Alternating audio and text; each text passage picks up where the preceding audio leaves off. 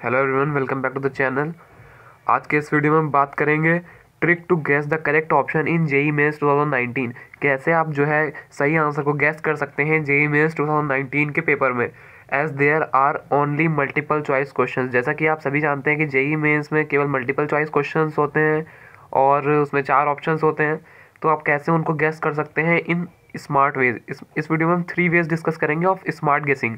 कैसे आप स्मार्ट गेसिंग कर सकते हैं। बिल्कुल आपको तुक्का नहीं मारना है कि आपका 4 ऑप्शन है तो आपने उसमें से कुछ भी बी सी सेलेक्ट कर दिया, अब करते गए आपको उस टाइप से नहीं गेसिंग करनी है। आपको स्मार्ट वे में गेसिंग करनी है by some methods, elimination methods, exemption methods. वो मेथड्स मैं आपको समझाऊंगा जिससे आपके जो है गेसिंग के चांसेस जो है वो अराउंड 60-70% हो जाते हैं। ऐसे जनरली अगर आप किसी क्वेश्चन की बात करें तो एक क्वेश्चन में 4 ऑप्शन होते हैं, जिसमें कि अगर आप गेस करते हैं तो एक क्वेश्चन का जो अगर सही होने के जो चांसेस होते हैं वो 25% होते हैं। लेकिन अगर आप इन वेज को फॉलो करेंगे तो आपका जनरली 60-70% तक आपके चांसेस हो जाते हैं वो ऑप्शन सही होने के।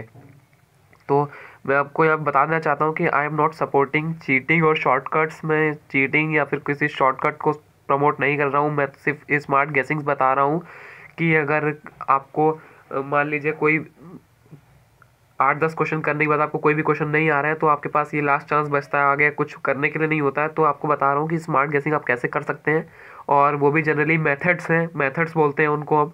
डायमेंशनल एनालिसिस से आप कर सकते हैं, तो वो जनरली कोई चीटिंग या शॉर्टकट्स नहीं है। तो चलिए वीडियो को स्टार्ट करते हैं। वीडियो स्टार्ट करने से पहले मैं आपसे कहना चाहूँगा, अगर आप हमारे चैनल पर अभी नए हैं तो प्लीज़ चैनल को सब्सक्राइब कर दीजिए और साथ ही साथ वीडियो को जरूर शेयर कर दीजिए ताकि और लोग का भी ये जो है इस वीडियो का उससे फ़ायदा उठा पाएँ। और साथ ही साथ अगर आपका कोई क्वेश्चन है तो आप हमारा व्हाट्सएप ग्रुप ज्वाइन कर सकते हैं और वहाँ पे आपको और भी स्टूडेंट्स मिल जाएंगे जिनका जो है एग्ज़ाम हो चुका है। ये वीडियो जो है मैं आज 9 तारीख को डाल रहा हूँ, जिस दिन जेई मेंस का पहला एग्ज़ाम है। तो आप जनरली अगर 10 को या 11 को या 12 को आपका एग्ज़ाम है तो आप उन बच्चों से हेल्प ले सकते हैं जिन्होंने 9 को एग्ज़ाम दिया है कि जो है पेपर किस टाइप का आया है। और वैसे कि मैं अभी आपको उन स्टूडेंट्स से पूरा डिस्कशन करने के बाद आपको बताऊंगा, जब आपका 2:30-3 बजे जो आपका पहला शिफ्ट जब खत्म होगा तो बताऊंगा कि आपका कैसा पेपर आया है, कैसी एनालिसिस रही है। वो आपको वीडियो 2:30-3 बजे के अराउंड मिल जाएगा।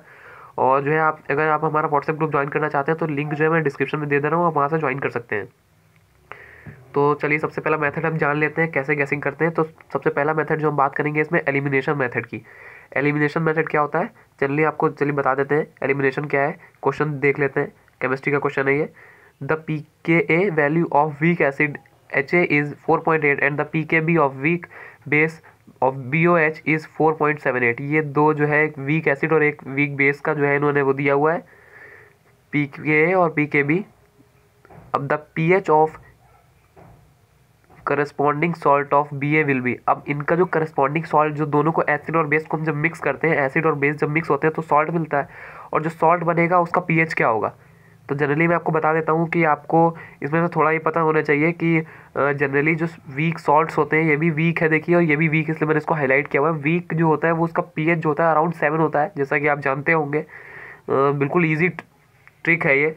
और वीक सॉल्ट जो है जनरली 7 होता है, तो आप देख सकते हैं नियर अबाउट 7। तो आप देख सकते हैं कि इसमें जो बी ऑप्शन है 4.79 तो बिल्कुल नहीं होगा, और ये 9.22 भी बिल्कुल नहीं होगा। देखिए सबसे 7 की सबसे पास वाला ऑप्शन कौन सा है, 7.01 आ रहा है, तो this is our correct option. ठीक है, तो ऐसा हम एलिमिनेट कर सकते हैं ऑप्शंस को। 8 और ए, बी और डी को हमने एलिमिनेट कर दिया। 7th सी जो है हमारा सही ऑप्शन हो गया।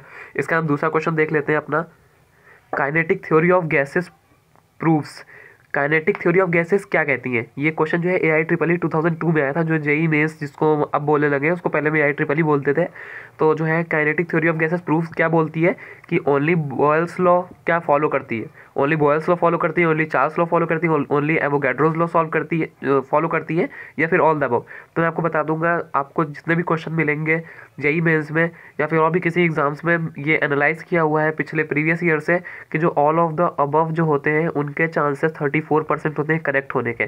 तो अगर हम बात करें सिर्फ यहाँ पे एक ऑप्शन की, अगर ए की बात करें, बी की बात करें, तो ये 25% है, और ये ऑल ऑफ द अबव जो है 34% होता है, तो इसका चांसेस सबसे ज़्यादा होता है। तो अगर आपको कोई भी क्वेश्चन दिया हुआ है, कोई भी क्वेश्चन आपको अगर दिया हुआ है और आपको अगर उसके ऑप्शन नहीं समझ में आ रहा है कि कौन सा ऑप्शन सही है, तो आप जनरली डी को प्रेफर कीजिए, क्योंकि डी का जो चांसेस है वो 34% तक होते हैं और इन लोग के 25% होते हैं, जो कि इससे 9% ज़्यादा है। तो अगर आपको कोई भी क्वेश्चन ऐसा मिलता है और आपको नहीं आ रहा है क्वेश्चन, तो आप अगर ऑल ऑफ द अबव दिया हुआ है तो उस पर टिक कीजिए। इसके बाद हम अपना अगला क्वेश्चन देखते हैं। The heat required to raise the temperature of body by 1 degree Celsius is called. अगर हमको हीट रेस करनी है किसी भी बॉडी की टेम्परेचर की, अगर हमको टेम्परेचर इंक्रीज करना है बाय 1 डिग्री सेल्सियस, तो उसको हम क्या बोलेंगे। ये ABCD ऑप्शन आपके हैं यहाँ पे साइड में, जनरली वो कट हो गए हैं। ये AIEEE 2002 में ये भी आया हुआ है। तो मैं आपको बताना चाहूँगा, अगर आपको यहाँ पे किसी भी क्वेश्चन में आपको अगर नन ऑफ द अबव दिया जाता है, ऑल ऑफ द अबव के चांसेस 34% होते हैं, लेकिन नन ऑफ द अबव के होते हैं 18%। और अगर हम बाकी की बात करें तो आप जानते जनरली सब सारे ऑप्शंस के 25% होते हैं। तो आपको जो है अगर none of the above answer है तो वो आपको काट देना है पहले ही देखते ही। वो सिर्फ उसके 18% चांसेस होते हैं। अगर आपको क्वेश्चन नहीं आ रहा है तो आप ये कट कर सकते हैं, इसको काट दीजिए। इसके बाद आपको अब स्मार्ट गेसिंग करनी है इन 3 ऑप्शंस की। अब आपका एक एलिमिनेट हो गया है, अब आपके पास 3 ऑप्शन बचे हैं। तो आप आपको जनरली अपने आप से सोचना है, जो भी आपने थोड़ा बहुत पढ़ा है, कि स्पेसिफिक हीट क्या होती है। स्पेसिफिक हीट जो होती है ये जो है इन रिस्पेक्ट ऑफ क्वांटिटी दी जाती है, जैसे 1 ग्राम 2 ग्राम या फिर किसी के रिस्पेक्ट में, किसी क्वांटिटी के रिस्पेक्ट में। तो जनरली यहाँ पे किसी क्वांटिटी के लिए पूछा नहीं गया, तो स्पेसिफिक हीट भी कट हो गया आपका। अब आपको ध्यान देना है कि अब 2 ऑप्शन बचे। अब आपका 50-50% हो गया। देखिए, अब थर्मल कैपेसिटी बचा है और वाटर इक्विवेलेंट। तो थर्मल कैपेसिटी भी डिफरेंट थिंग के लिए होता है, तो आप इसको भी कट कर सकते हैं और वाटर इक्विवेलेंट आपका सही ऑप्शन हो गया। अगर आपको नहीं पता इन दोनों में ऑप्शन में क्या आ रहा है, तो फिर भी आपका 50-50% चांस हो गया है, जो कि अभी आपका अगर आप एक ऑप्शन करे तो 25% था, तो 25% से बढ़ के वो 50% हो गया है आपका। तो आप जो है सबसे पहले मैं आपको बताना चाहूँगा, none of the above answer cut कर दीजिए। उसके बाद आप 3 जो बचे हैं उनमें से एलिमिनेट करिए, उसमें से 1 कट कर दीजिए, फिर 2 बचते हैं उनमें से आप स्मार्ट गेसिंग कर लीजिए। आपका थोड़ा जो चांसेस बढ़ जाएगा 50% तक। इसका हम देख लेते हैं डायमेंशनल एनालिसिस से आप कैसे सॉल्व कर सकते हैं। तो जनरली फिजिक्स का क्वेश्चन है। इससे पहले मैं आपको बताना चाहूँगा कि मान लीजिए डायमेंशनल एनालिसिस वो होती है कि जैसे आपको कोई क्वेश्चन दिया गया है, मान लीजिए उसमें आपको टाइम पीरियड की इक्वेशन जो है फाइंड आउट करनी है, टाइम पीरियड की इक्वेशन, ठीक है। और आपको जो ऑप्शंस दिए हुए हैं उनमें सब में कोई लेंथ की है, कोई आपकी EMF की है, कोई किसी चीज़ की है, और एक जो ऑप्शन है वो आपको टाइम के रिस्पेक्ट में दिया हुआ है। तो आपको वो टाइम जो उसमें सेकंड के रिस्पेक्ट में, अगर आपके टाइम की जो डायमेंशनल एनालिसिस है अगर वो टाइम में दी हुई है, मतलब सेकंड में दी हुई है, तो आप वो ऑप्शन पर टिक कर दीजिए, वो आपका ऑप्शन करेक्ट होगा। तो ये अपना अगला ऑप्शन क्वेश्चन देख लेते हैं। चलिए, ये हमारा क्वेश्चन है, metallic rod of length I is tied to a string of length 2L and made to rotate with angular speed of a horizontal table with the string fixed if there is a vertical magnetic field and in the region the EMF induced across the end of the rod will be। क्या होगा answer इसमें से? तो मैं आपको बताना चाहूँगा, dimensional जो है इसके लिए आपको टिप दे रहा हूँ कि जो है आप जो है लर्न ऑल डायमेंशनल फार्मूला जितने भी हैं आपको फिजिक्स की बुक में आपने 12th में पढ़ा होगा, तो उस पर आपको डायमेंशनल जो चैप्टर होता है डायमेंशनल मेथड वाला, उसमें आपको फर्स्ट पेज पे सारे डायमेंशनल फार्मूला दिए हुए होते हैं, वो आप लर्न कर लीजिए और उसके बाद ही आप इन क्वेश्चन को सॉल्व कर सकते हैं बिल्कुल इजी वे में। ऐसे आपके जनरली अगर आपको कोई भी क्वेश्चन जो है फिजिक्स में और आपका मैथमेटिक्स में फंस जाता है, तो आप डायमेंशनल एनालिसिस से उसको सॉल्व कर सकते हैं या फिर केमिस्ट्री में भी सॉल्व कर सकते हैं। तो जनरली इस क्वेश्चन में आपको EMF फाइंड करनी है। तो आपको पता होगा कि EMF का जो डायमेंशनल फार्मूला होता है वो ये होता है M1 L2 T-3 और T-1। तो जनरली आप इसमें देख सकते हैं कि L का जो है लेंथ का जो डायमेंशनल फार्मूला है उसमें L की पावर 2 है, लेकिन यहाँ पे फर्स्ट ऑप्शन में आपको 3 दी हुई है, तो आप इसको डायरेक्टली कट कर सकते हैं, और B में भी आपको 3 दी हुई है, तो ये भी डायरेक्टली कट कर सकते हैं। अब ऑप्शन कितने बचे? सिर्फ 2 ऑप्शन। तो जो अभी आपका 25% का था, अब वो भी 50% तक सही होने का चांसेस हो गए हैं। तो अब आप इसमें से दोनों में से गैस कर सकते हैं कि कौन सा क्वेश्चन सही होगा, कौन सा आंसर सही है।